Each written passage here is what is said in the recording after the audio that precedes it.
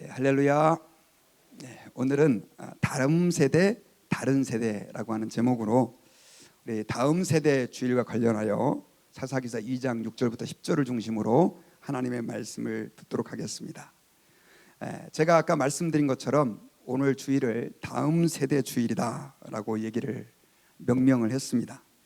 한국에서는 이번 주를 어린이 주일로 지키고 있습니다. 보통 5월 5일이 한국의 어린이날이고요. 또 어린이날이 우리 어린이들에게 있어서는 1년 중에서 가장 행복한 날이고 즐거운 날이기도 합니다. 근데 제가 미국에 온 지 얼마 안 됐을 때 사람들에게 좀 물어봤어요. 한국에는 어린이날이 있는데 미국에는 어린이를 그렇게 귀하게 여긴다면서 왜 어린이날이 없습니까? 라고 물어봤더니 그분들이 이런 얘기를 하더라고요. 미국은 1년 내내 어린이날입니다. 따로 어린이날이 필요가 없습니다. 그런 얘기를 하더라고요. 보니까 정말 미국은 요즘은 이제 한국도 많이 좋아졌지만 제가 처음 미국 올 때만 해도 미국과는 좀 많이 달랐어요. 정말 어린이를 귀하게 여기고 안전하게 지키고 돌보려고 하는 그런 마음들이 문화 전체에 그렇게 스며 있는 것을 제가 봤습니다. 그래서 제가 오늘 특별히 미국은 어린이날이 따로 없지만 한국의 또 전통을 따라서 우리가 5월이 가정의 달이고 해서 우리가 다음 세대, 특별히 우리의 자녀들 또 어린이들의 그 중요성과 그들에 대한 우리의 책임에 대해서 하나님께서 무엇을 요구하시는지 본문 말씀을 통하여 우리가 깨닫기를 원합니다. 우리 성도들 가운데는 이미 자녀들이 다 장성해서 출가하신 분들도 계시고 혼자 따로 사는 분들도 많이 계시지만 오늘 말씀을 듣는 가운데 우리가 섬기고 책임지고 돌봐야 할 아이가 내 자녀만이 아니라 내 손주만이 아니라 우리 교회의 모든 다음 세대임을 기억하고 우리가 하나님의 말씀을 통해서 그들을 향한 주의 음성을 듣는 복된 시간이 되실 수 있기를 바랍니다. 여러분, 오늘날 우리 한국 교회 또 사회의 가장 큰 화두 가운데 한 가지는 뭐냐면 바로 다음 세대입니다. 저출산 문제로 인해서 사람들이 아이를 잘 낳지 않음으로 인해서 이것이 사회 현상을 넘어서 국가적인 위기로 닥쳐오고 있어요. 제가 통계를 좀 뽑아봤는데요. 1965년도만 해도 그래프를 좀 하나 보여주실래요? 65년도만 해도 18세 이하의 인구 비율이 51.3%였습니다. 그러니까 대한민국에 존재하는 모든 인구 가운데 절반 이상이, 거의 절반이 18세 이하의 젊은이였다는 뜻입니다. 그런데 2018년도부터 시작해서 이 비율이 17.2%로 급격하게 감소를 했어요. 자, 빨간색은 18세 이상 비율이고요. 파란색은 18세 이하의 비율인데 얼마만큼 떨어졌는지 우리가 그래프를 통해서 알 수 있죠. 현재는 17% 정도에서 유지가 되고 있는데 문제는 이 비율이 더 떨어질 것으로 예상이 됩니다. 여러분 혹시 중위 연령이라고 들어보셨는지 모르겠습니다. 중위 연령이라고 하는 것은 대한민국의 인구 전체를 일렬로 쫙 세웠을 때 그 가운데에 있는 사람의 연령인데요. 현재 한국의 중위 연령은 46.1세랍니다. 그러니까 태어난 아이부터 시작해서 돌아가시기 직전에 어르신까지 다 일렬로 세웠을 때 그 가운데 서 있는 사람이 46.1세. 그러니까 저는 이제 중위 연령을 조금 넘어간 거예요. 그리고요. 더 충격적인 것은 2072년이 되면 중위 연령이 그 가운데 서 있는 분이 63세가 된다고 합니다. 그러니까 급격하게 우리 한국이 노령화되고 있다는 뜻이죠. 1970년도 초만 해도 중위 연령은 19.8세였는데 이 나이가 이렇게 올라가고 있죠. 사실 노령화된다라고 하는 게 꼭 나쁜 것만은 아닙니다. 사람들이 건강해지고 그리고 이제 오래 살 수 있게 되었다라고 하는 의미이기도 하기 때문에 나쁜 것만은 아니에요. 그런데 문제는 이제 점점 더 젊은 사람들이 없어지고 있고 그리고 특별히 여러분 교회를 봤을 때 이것이 사회 문제가 아니라 영적인 문제이기도 하는 것은 이 사회 현상에 편승해서 교회도 지금 현재는 중위 연령이 50대 중반이라는 거죠. 소위 말해서 제 나이가 이제는 교회에서 중간 나이에 해당하는 시대가 되어버렸고 교회에서 20세 이하의 비율을 따져보니까 대형 교회, 아주 큰 교회, 그래서 젊은이들이 엄청나게 많이 모이는 교회가 보통 한 15% 정도 되고요. 그다음에 일반적으로 대부분의 교회가 지금 젊은이들이 20세 이하의 젊은이들이 5% 이하가 되는 현상이 발생하고 있다는 것입니다. 이게 왜 심각한 문제냐면, 아이들이 만약에 세상에서 사라지는 건 그렇다 치다 할지라도 다음 세대가 교회 안에서 없어지게 된다고 할 때 결국 주님의 몸인 교회가 제대로 된 기능을 할 수 없게 되고, 그리고 하나님의 복음을 우리 다음 세대들에게 계속해서 전수시켜주고 전해야 함에도 불구하고 이것 자체가 어느 순간 어느 시점이 되면 중단될 수밖에 없는 엄청난 위기에 있기 때문에 그렇습니다. 이러한 때 우리는 한번 진지하게 물어봐야 됩니다. 그렇다고 한다면 이 문제를 어떻게 극복할 수 있을까요? 그리고 다음 세대들을 어떻게 다시 한번 교회에서 북적거리게 하고 하나님을 사랑하는 젊은이들이 물이 바다를 덮음과 같이 교회 안에 넘쳐나는 그런 은혜가 있게 될까요?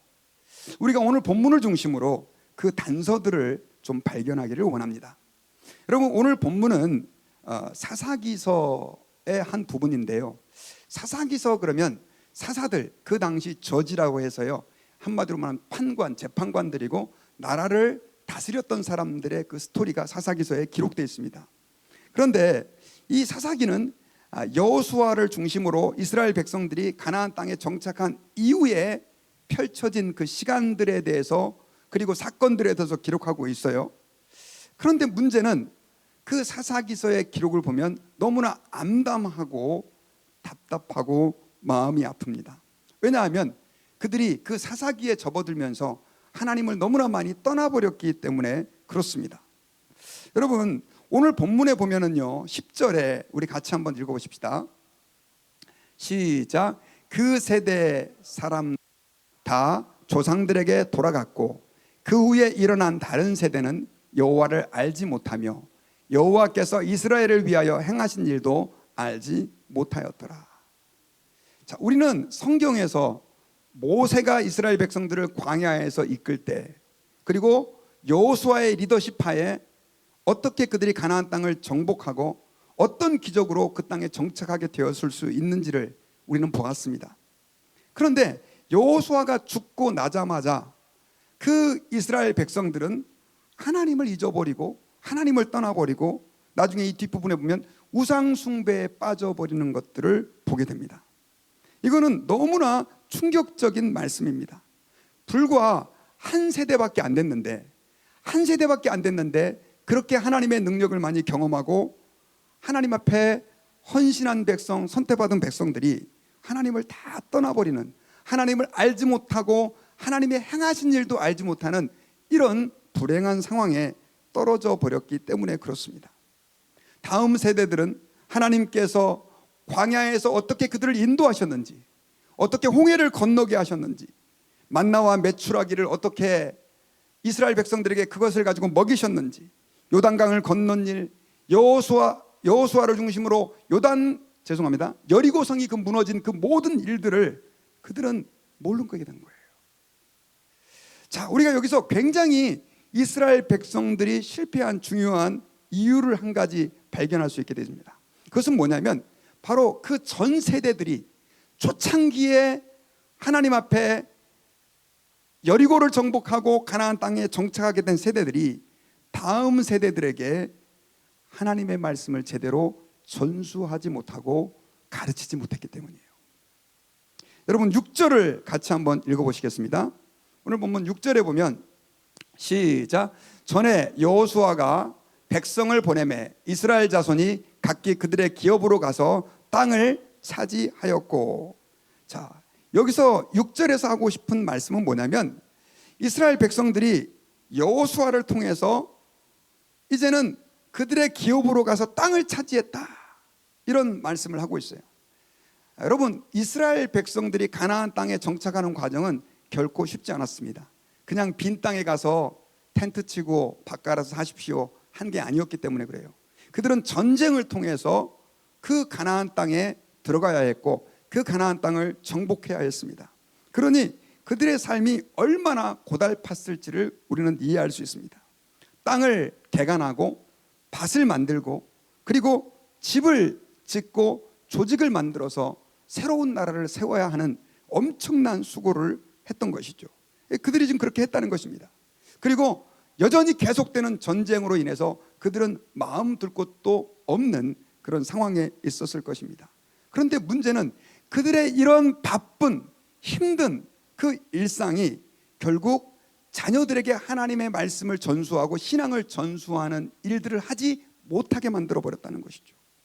그러니까 오늘 본문의 말씀을 쭉 읽어보면 결국 1세대들이 하나님의 말씀을 그 다음 세대에게 전수하지 못함으로 신앙교육이 뒷전이 됨으로 인해서 다음 세대는 결국 하나님의 말씀을 떠나버리고 하나님을 떠나버리게 되는 이런 불행한 일이 일어나게 된 것입니다. 여러분, 하나님께서는 신명기 6장 7절에서 이렇게 말씀을 하셨습니다. 내 자녀에게 부지런히 가르치며 집에 앉았을 때든지 길을 갈 때든지 누워있을 때든지 일어날 때든지 이 말씀을 강론할 것이며 라고 말씀했어요. 자, 이 신명기서는 가나안 땅에 들어가서 너희들이 무엇을 해야 된다라고 하는 것을 주님이 말씀해 주신 거예요. 그런데 여기 보면 하나님께서 자녀들에게 부지런히 가르치며 집에 앉아 있을 때든지 그리고 길을 갈 때든지 누워 있을 때든지 일어날 때든지 말씀을 가르치라고 했어요. 이 말은 시도 때도 없이 가르치라는 거예요. 그런데 이스라엘 백성들은 현실적인 문제가 있었어요. 땅을 개간하고 적들과 싸워야 했고 집을 만들어야 했던 거죠. 그러다 보니까 바쁘다는 핑계로 자녀들에게 하나님의 말씀을 전수해 주지 못했고 이로 인해서 결국 다음 세대들은 하나님을 모르는 세대가 되어버렸다라고 하는 것입니다. 우리 2장 11절과 12절에 보면 어떤 결과가 그들에게 있었는지 이렇게 기록되고 있어요. 이스라엘 자손이 여호와의 목전에 악을 행하여 바알들을 섬기며 애굽 땅에서 그들을 인도하여 내신 그들의 조상들의 하나님 여호와를 버리고 다른 신들 곧 그들의 주위에 있는 백성들의 신들을 따라 그들에게 절하며 여호와를 진노하시게 하였으며. 그리고요 15절에 보면 15절에서는 그들이 엄청난 괴로움 가운데 있었다는 것을 말씀하고 있습니다. 그들이 어디로 가든지 여호와의 손이 그들에게 재앙을 내리시니 곧 여호와께서 말씀하신 것과 같고 여호와께서 그들에게 맹세하신 것과 같아서 그들의 괴로움이 심하였더라. 자, 1세대였던 그 정복자들은 삶의 현실의 문제에 급급하다가 여호와의 신앙을 다음 세대에게 전수하지 해주지 못함으로 인해서 결국 그들은 하나님을 모르고 떠나버리게 됐고 그들이 그토록 원했던 자녀의 행복과는 완전히 거리가 먼, 그들은 우상 숭배에 빠졌을 뿐 아니라 이로 인해서 고통과 괴로움에 처해지게 되었다는 것을 말씀해 주고 있습니다. 여러분들이 이 말씀을 들을 때 어떤 생각이 드십니까? 저는 우리의 모습이 그들의 1세대들과 너무 많이 닮았다는 생각이 듭니다. 우리는 사실 너무 바쁩니다. 한국에 있는 분들보다 미국에 이민 와서 여기에서 비즈니스를 하고 직장 생활을 하고 자녀들을 교육하기 위해서 얼마나 동분서주 바쁜지 모릅니다. 사실 다 자녀들을 위해서 우리가 그렇게 고생하는 것이죠. 그러다 보니 아이들의 신앙 교육을 우리가 제대로 하지 못한 그런 시간들이 너무나 많이 있었다는 것을 느끼게 만들어줍니다. 여러분, 특별히 오늘 이 말씀을 통해서 우리가 특별히 우리 성도들 가운데는 아직 결혼을 하지 않은 사람들도 있고 아이가 없는 사람들도 있고 아이를 기르는 성도들도 있고 또 손주가 있는 분들도 있는데요, 이 말씀을 우리는 결코 가볍게 생각해서는 안 됩니다. 하나님 앞에서 자녀에게 말씀을 가르치고 하나님을 가르쳐준다는 것이 얼마만큼 중요한지를 깨달아야 되는 거죠. 자, 그래서 우리가 오늘 본문을 중심으로 그러면 우리가 자녀들을 어떻게 하면 하나님의 사람으로 키울 것인가? 첫 번째로는요, 하나님의 말씀을 전수하는 일에 우리가 모든 힘을 다 기울여야 된다는 사실을 기억해야 합니다. 자, 오늘 이 말씀에서 오늘 성경에서 간접적으로 이 사사기 시대를 비판하면서 하고 있는 메시지는 뭐냐면 그들이 하나님의 말씀을 다음 세대에게 가르치지 않았기 때문에 이 문제가 생겼다는 거죠. 오늘날도 마찬가지입니다. 우리 1970년대, 80년대, 90년대까지 얼마나 열심히 우리 한국교회 성도들이 하나님을 찾고 신앙생활을 열심히 했는지 모릅니다. 기도원마다 자리가 없을 정도, 교회는 미어터지고 계속해서 증축하고 확장해야 되는데 사실 우리는 열심히 예수님을 믿느라고 열심히 기도하느라고 자녀들을 말씀으로 가르칠 시간들을 잘 갖지 못했었어요. 그런데 불과 한 세대가 지나가기 전에 지금 한국교회 주일학교는 어떤 분이 이런 표현을 사용했습니다. 폭탄을 맞은 것 같다. 젊은 아이들이 더 이상 교회에 오지 않습니다. 세상적인 사고로 가득 차서 이제는 교회에 온다 할지라도 믿음도 없는 아이들이 너무 많습니다. 우리는 그들을 향하여 손가락질하면서 왜 이러냐라고 말하지만 가만히 자세히 보면 우리의 책임도 너무 많다는 거죠. 여러분, 우리는 지금이라도 늦지 않았습니다. 우리의 다음 세대들에게 말씀을 전수하는 일에 온 힘을 기울여야 될 줄 믿습니다. 내가 다음 세대에게 있어서 그들에게 좋은 집을 혹은 좋은 직장을, 많은 유산을 물려주지 않는다 할지라도 말씀 하나만이라도 물려주겠다라고 하는 마음을 가지고 자녀들을 양육하면 주님은 다시 우리를 회복시켜 주실 것을 믿습니다. 다음 세대가 정말 물이 바다를 덮은 것 같이 여호와의 영광을 인정하며 일어나게 될 것을 저는 믿습니다. 잠언서 22장 6절에서는 이렇게 말씀을 했습니다. 마땅히 행할 길을 아이에게 가르치라. 그리하면 늙어도 그것을 떠나지 아니하리라. 믿습니까, 여러분? 내가 가르치는 게 무슨 의미가 있어? 라고 말할지 모르겠지만, 여러분, 우리가 자녀들에게 하나님의 말씀을 가르치고 우리의 손주들에게 또 우리 교회의 어린 세대들에게 말씀을 심어주는 그 일들을 한다고 한다면, 지금은 씨를 뿌리는 것처럼 당장 그 결과를 볼 수 없지만, 그러나 오늘 말씀의 약속이 거짓이 아니라고 한다면 그들은 그 말씀을 가지고 하나님을 경외하는 사람, 하나님을 사랑하는 사람, 결코 하나님을 떠나지 않는 사람이 되게 될 것이라고 저는 믿습니다. 그런 의미에서 우리 신명기 6장 7절을 다시 한번 같이 읽어보겠습니다. 자, 시작. 내 자녀에게 부지런히 가르치며 집에 앉았을 때든지 길을 갈 때든지 누워있을 때든지 일어날 때든지 이 말씀을 강론할 것이며. 우리 교회에 또 저와 여러분들의 가정에 이런 역사가 있기를 주의 이름으로 축원합니다. 여러분, 유대인들은요 이렇게 살지 못했다가 그 다음 세대가 계속해서 하나님을 떠나버리는 그런 아픔을 겪어서인지, 특별히 예수님 이후에 그들은 물론 예수님을 잘 이해하지 못했고 받아들이지 못했지만 이 말씀을 그 다음 세대에게 가르치는 걸 굉장히 중요한 일로 생각을 했습니다. 특별히 여러분, 탈무드라고 아시죠? 유대인들의 격언집이라고 할 수 있는 그런 책인데, 거기에 보면 이런 내용이 나와요. 질문을 합니다. 만약 홍수, 물이 넘쳐서 너를 낳아준 부모가 그 물에 떠내려가고 있다.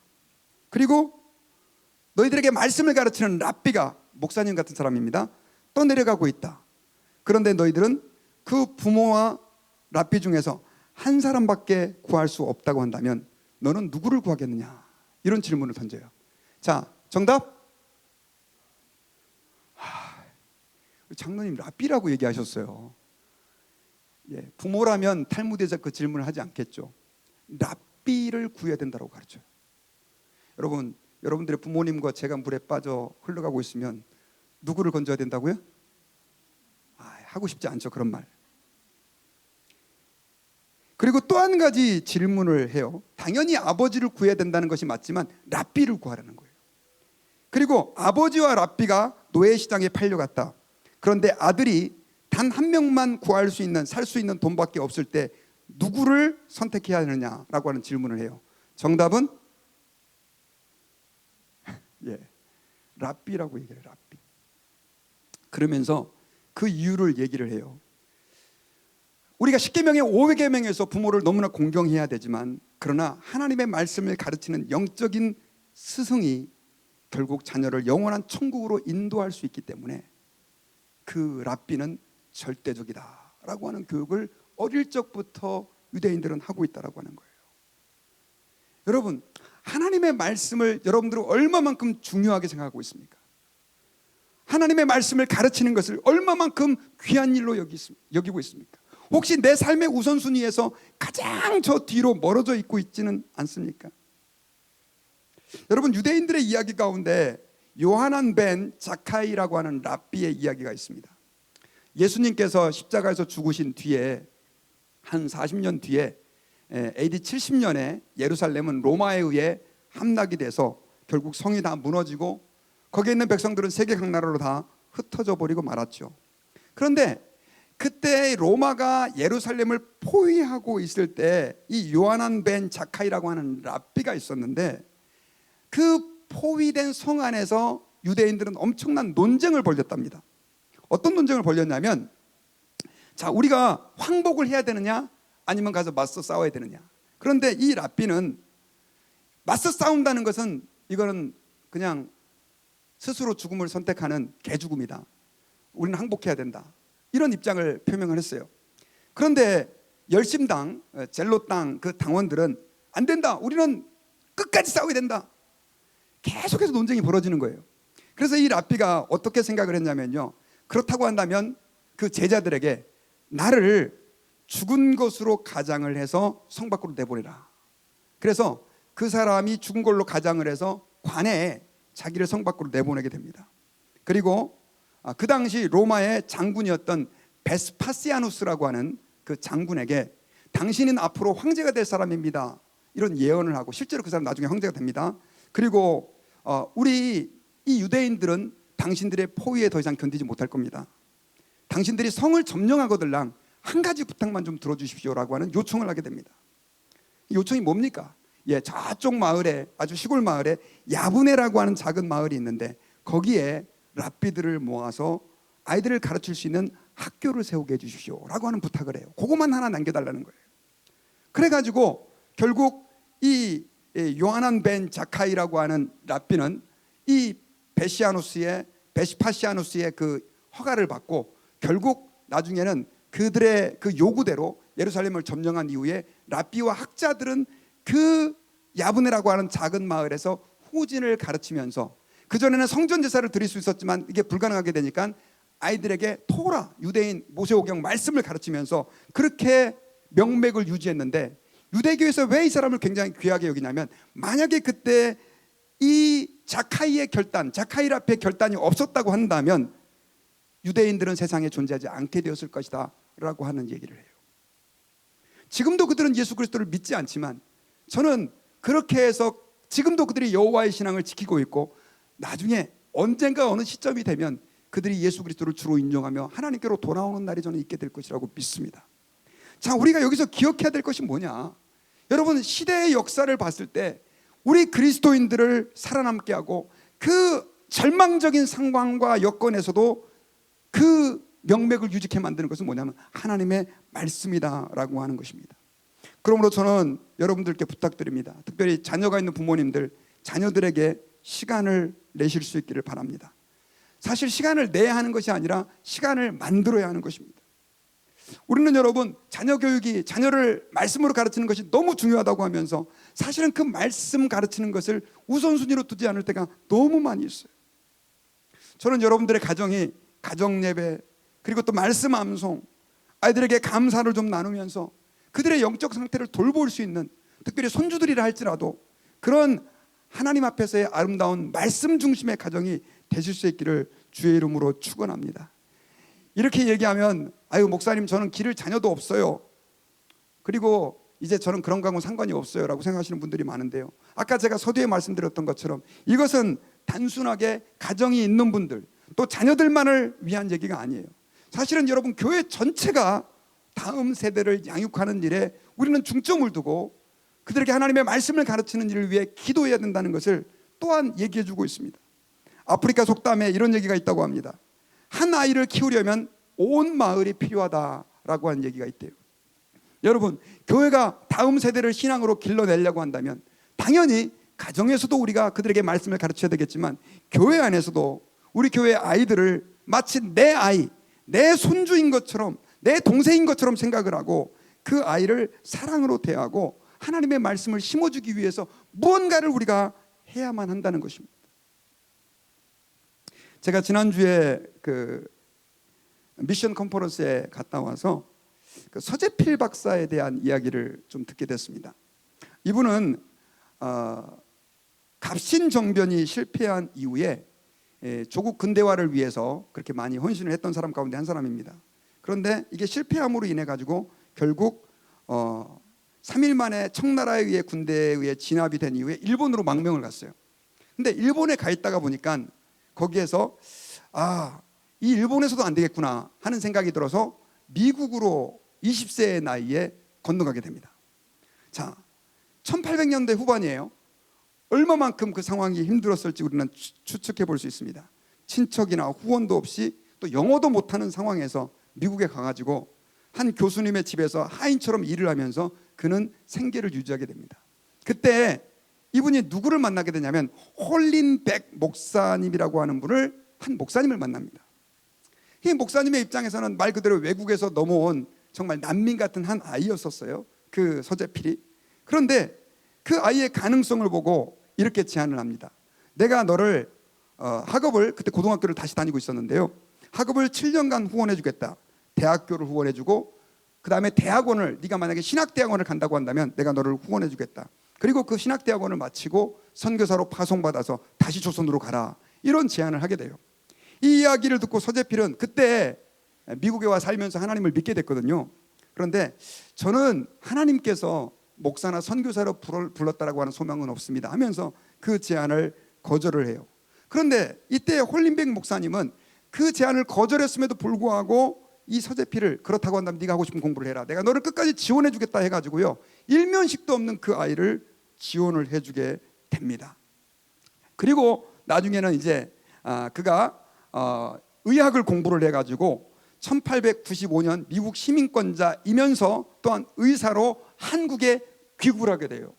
그리고 1896년에는요 우리 한국의 독립운동에 엄청난 영향을 미치고 한국 사람들을 개화하는 데 아주 귀하게 사용하였던 독립신문이라고 하는 신문을 창간하게 돼요.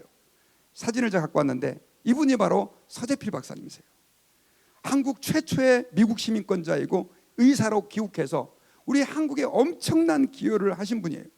자, 제가 지금 왜 이분 이야기를 하느냐면, 여러분, 그 홀렌백 목사님이 정말 일면식도 없는 그 가난한 나라에서 온 아이를 지원하고 기도해주고 도와줬는데, 이 서재필 여러분 다 아시죠? 독립운동가이기도 하고 얼마만큼 한국 역사의 중요한 사명을 감당합니까?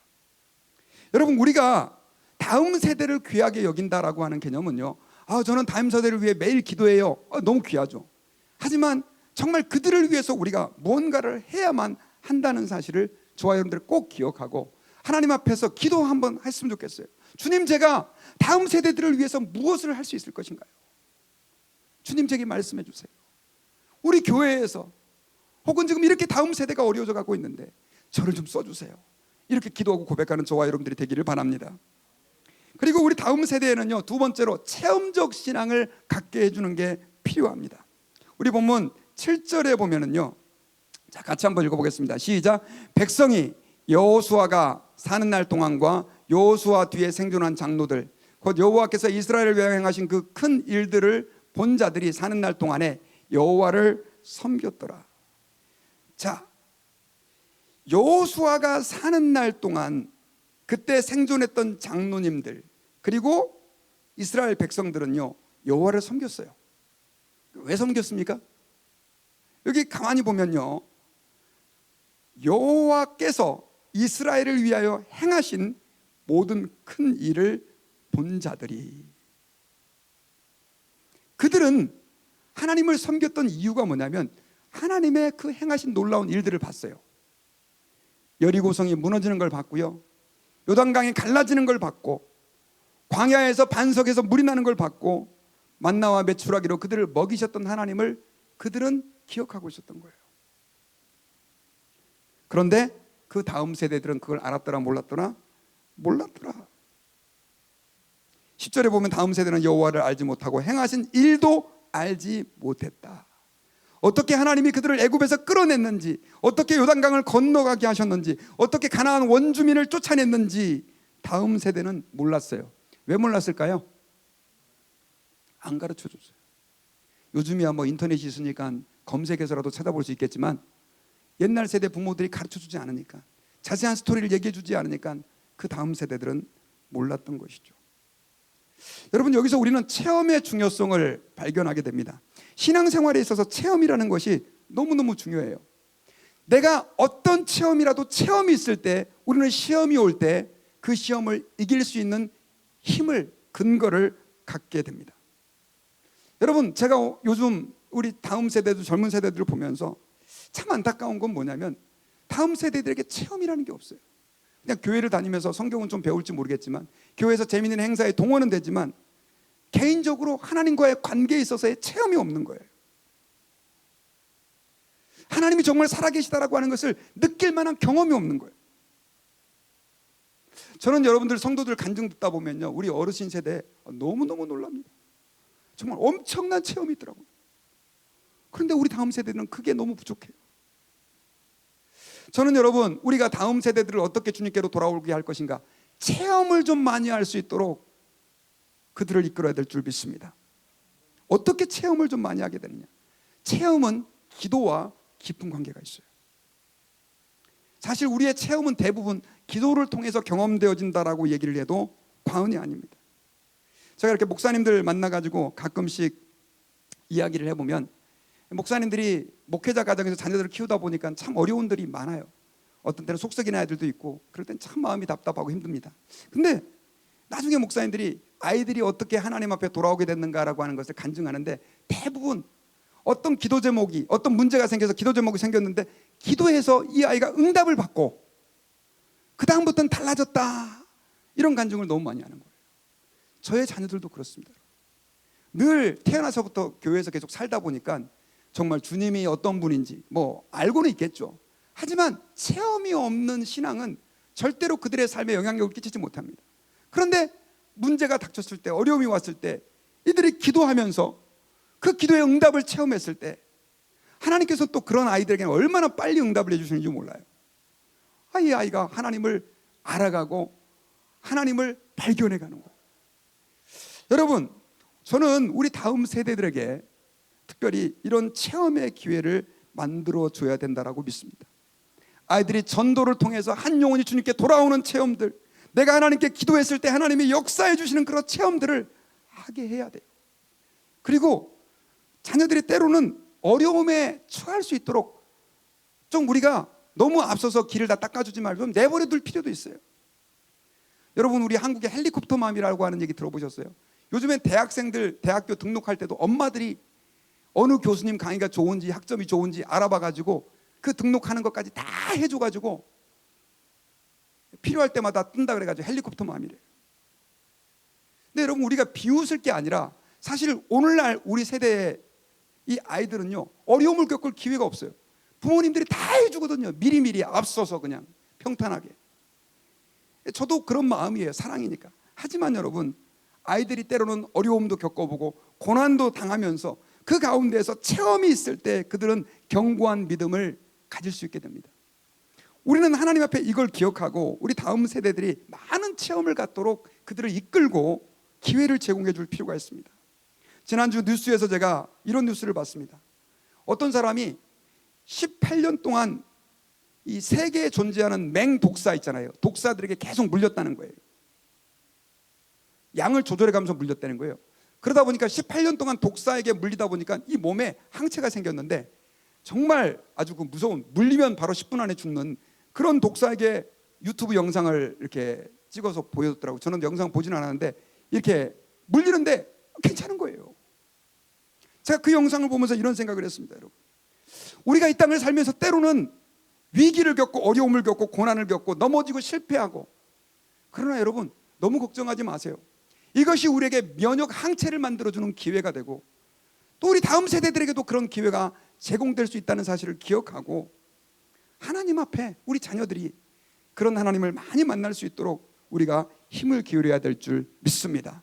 그리고 마지막 세 번째로 우리가 자녀들에게 해줘야 될 것은요, 세속적인 성공주의를 경계해야 됩니다. 자, 가나안에 있는 아이들을 봤을 때, 가나안에서 아버지가 열심히 땅 개간하고 집 짓고 적들과 싸우면서 그 땅에 정착하기 위해서 이민자로서 고군분투하는 그 모습을 봤을 때, 그 아이는 아버지의 모습을 너무 자랑스러워했을 것입니다. 그러나 그들의 눈에 그 아버지의 모습, 어머니의 모습은 단지 잘 살기 위해서, 성공하기 위해서 고군분투하는 부모의 모습이었던 거죠. 다음 세대들은 하나님을 알지 못하고 여호와의 말씀을 알지 못해서 결국 그들은 세상적인 성공만을 추구하는 사람이 되어버린 것입니다. 여러분, 우리 이민자들에게 그런 일들이 얼마나 많습니까? 많은 분들이 자녀를 위해서 이민 와서 너무 고생하고 고군분투하고 비즈니스 밤낮 하고 그리고 뭐 일하면서 자유시간 다 포기하고 그렇게 했는데 자녀들의 모습에서는 그것이 단지 세상적인 성공만을 추구하는 부모의 모습으로도 비춰질 수 있다는 거예요. 여러분, 저는 우리 자녀들이 다 잘 되기를 원합니다. 그러나 하나님이 없는 성공은 성공이 아닙니다. 진정한 성공은 주님 안에 있다는 사실을 기억해야 합니다. 우린 자녀들에게 십자가의 그 길이 얼마만큼 가치 있고, 때로는 너희들이 세상적으로 성공하지 못한다 할지라도 예수님의 복음을 위하여 고난받는 것이 얼마만큼 우리에게 의미 있는 일이다라고 하는 것을 말해주고 가르쳐줄 수 있어야 합니다. 자녀들에게 예수님만이 길이다, 예수님만이 생명이다라고 말하면서도 세상적인 가치관을 가지고 우리가 삶에서 살아간다고 한다면 자녀들은 우리의 이중적인 모습을 금방 간파하고 말 것입니다. 우리는 여러분, 세상적인 성공만을 위해 자녀를 기르는 것이 아니라 예수 안에서 성공하는 사람으로 기를 수 있는, 그래서 십자가의 길이라 할지라도 그것이 성공의 길이다라고 하는 것을 말해줄 수 있는 부모가 되어야 될 줄 믿습니다. 제가 이번 컨퍼런스에서 정말 은혜를 많이 받은 목사님이 있었어요. 연세가 많이 드셨더라고요. 거의 70 가까이 되신 것 같은데 정확한 나이는 잘 모르겠습니다. 근데 그분이 임석순 목사님이라고 하는 대신측 지금 백석대학교 아주 원장님이시고 신대원 아주 그런 분이셔요. 그런데 그분의 간증이 저의 마음을 얼마나 울렸는지 몰라요. 이분이 젊은 시절에 일산에서 교회를 개척을 했습니다. 일산이 막 신도시 생길 때예요. 그런데 얼마나 하나님이 축복해 주셨느냐면 6개월 만에 1200평 공원이 있는 멋진 자리에 350평 땅을 구입을 했답니다. 그리고 교회를 짓고 교육관을 줬어요. 여러분, 저도 지금 교회를 목회하고 있지만 6개월 만에 땅을 사고 교회를 짓고 교육관을 짓는다, 쉬운 거 아닙니다. 그리고 10년 정도 목회를 했을 때 교인이 한 750명 정도 됐다고 합니다. 그러니까 이 목사님이 이제 공간이 비좁아지니까 다른 곳에 5,000평 정도의 아주 큰 땅이 있었대요. 지금 무슨 광성교회가 있는 그 자리라고 합니다. 그래서 그 교회로 이전하려고 계획을 세웠대요. 충분히 자정도 되고 교인들이 마음이 하나가 돼서 할 수 있었다고 합니다. 그래가지고 이제 그걸 추진하는데 이 장로님들이 그때 한 10명 정도 있었는데 자기에게 가장 오른팔과 같던 장로님이 이 교회 이전을 반대하는 거예요. 늘 자기의 일에 어떤 일을 하든지 협조적했던 장로님이 반대를 하니까 목사님이 상당히 기분이 안 좋았죠. 그래서 하나님께 나가서 기도를 했답니다. 하나님, 늘 저의 우군이었던 장로님 반대를 하는데 어떻게 하면 좋겠습니까? 뭐 제가 제 욕심 위해서 교회 옮기자는 것도 아니고. 근데 그때 하나님께서 마음에 강한 감동을 주시더라는 거예요. 교회를 떠나라. 그래서 잘못 들은 줄 알고 더 열심히 기도를 했대요. 그랬더니 두 번째 더 강하게 주님이 떠나라 라고 하는 마음에 감동을 주시는 거예요. 그리고 나중에 세 번째 하나님의 또 강한 감동이 들려주는데 네가 그 교회를 떠나지 않으면 교회가 망할 것이다, 이런 마음의 감동을 주셨다는 거예요. 그러니 이 목사님이 너무 불편해졌어요.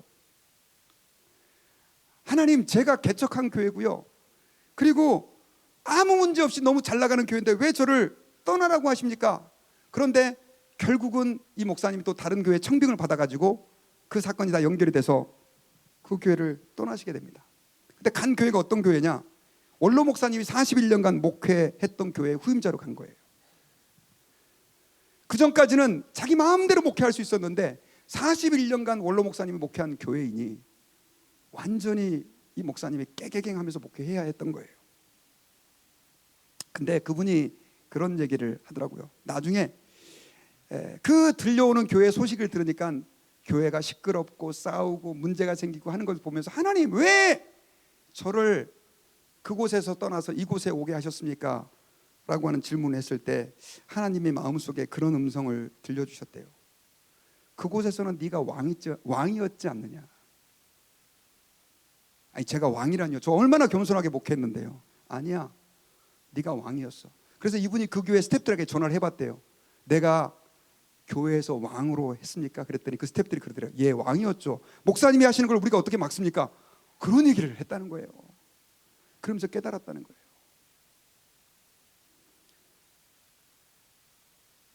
여러분, 우리가 이 땅에서 신앙생활할 때 우리는 세상적 가치를 위해서 신앙생활을 하고 세상적 성공과 세상적 번영만을 위해서 신앙생활하는 사람이 너무 많아요. 여러분, 그러나 하나님의 뜻은 다른 데 있을 수도 있어요. 우리가 하나님 앞에서 정말 나는 무엇을 위하여 우리의 자녀들을 가르치기를 원하고 그들이 어떤 사람이 되기를 원하는가에 대해서 진지하게 한번 돌아봐야 돼요. 저는 우리의 자녀들이 하나님을 알고 그분을 경외하는 사람으로 세워지기를 바랍니다. 비록 세상적으로는 좀 잘 나가지 않아도, 세상 사람들은 그렇게 우러러보지 않아도 주님을 경외하는 사람이 된다고 한다면 그 사람은 성공한 사람이라고 저는 믿습니다. 그러므로 여러분, 저는 여러분들께 부탁드려요. 이 다음 세대 주일날 우리 교회는 이런 결단을 좀 했으면 좋겠습니다. 특별히 여러분, 다음 세대에 깊은 관심을 좀 기울이십시다. 우리 교회 정말 다음 세대, 저희 교회도 별로 없어요. 그런데 없다고 우리가 한탄하지 말고 오히려 몇 명 안 되니까 그 아이들을 정말 내 아이처럼, 내 손자처럼 사랑해 주시길 바랍니다. 그리고 그들의 이름을 기도 제목에 넣어서 기도해 주실 수 있기를 바랍니다. 그 아이들이 말씀으로 자라날 수 있도록 여러분들 모든 힘을 기울여 주실 수 있기를 주의 이름으로 부탁드립니다. 그리고 그 아이들에게 말씀을 가르쳐주는 교사 선생님들, 그분들을 귀하게 여길 수 있기를 바랍니다. 물에 부모님과 랍비가 빠졌을 때 유대인들은 랍비를 구하라고 그랬잖아요. 여러분들은 말씀을 가르치는 사람을 얼마나 귀하게 생각하십니까? 우리의 다음 세대에게 말씀을 전하는 선생님들을 얼마만큼 여러분들은 귀하게 여기고 계시나요? 여러분, 말씀을 귀하게 여긴다는 것은 말씀을 가르치는 사람을 귀하게 여긴다는 거예요. 우리 교회 안에 이것이 회복될 수 있기를 주의 이름으로 축원합니다. 그리고 여러분들의 가정에 가정예배가 회복되고 아이들에게 말씀을 가르치는 그 말씀의 시간들이 늘어나고 봉사와 섬김이 또 기도의 능력이 우리 다음 세대에게 체험되어서 우리 달라스 드림교회 모든 성도들이 하나님 안에서 다음 세대를 함께 품고 가는 그런 복된 은혜가 있기를 바랍니다. 저는 이제 말씀의 결론을 맺겠습니다. 오늘 사사기서 2장의 말씀을 통해서 주님이 우리에게 말씀하시고 있는 것은 다음 세대에게 신앙을 전수하는 것은 옵션이 아니라는 거예요. 필수적이라는 것입니다. 이스라엘 백성들은 가나안 땅에 정착해서 바쁘다는 핑계로 다음 세대들에게 말씀을 전수하지 못했습니다. 그로 인해서 그들은 하나님을 모르게 되었고 하나님의 행하신 일도 모르게 되었고 하나님을 떠나 우상 숭배에 빠지게 되었고 그들의 삶에 괴로움이 더했다라고 말씀하고 있습니다. 여러분, 우리는 오늘 이 말씀을 대하면서 이 실수가 오늘 이 시대에 다시 반복되지 않아야 되는 줄을 믿습니다. 우리 다음 세대들에게 말씀을 전수하는 일에 우리의 모든 걸 걸어야 될 줄 믿습니다. 그들을 위해 더 많은 관심을 가지고 그들을 위해 기도해주고 그들을 위해 투자할 수 있는 그런 성도, 그런 교회가 되실 수 있기를 바랍니다. 그렇게 될 때 주님께서는 우리 다음 세대들을 통하여 우리 세대가 경험했던 하나님의 은혜보다 더 놀랍고 큰 은혜를 경험하게 될 줄 믿습니다.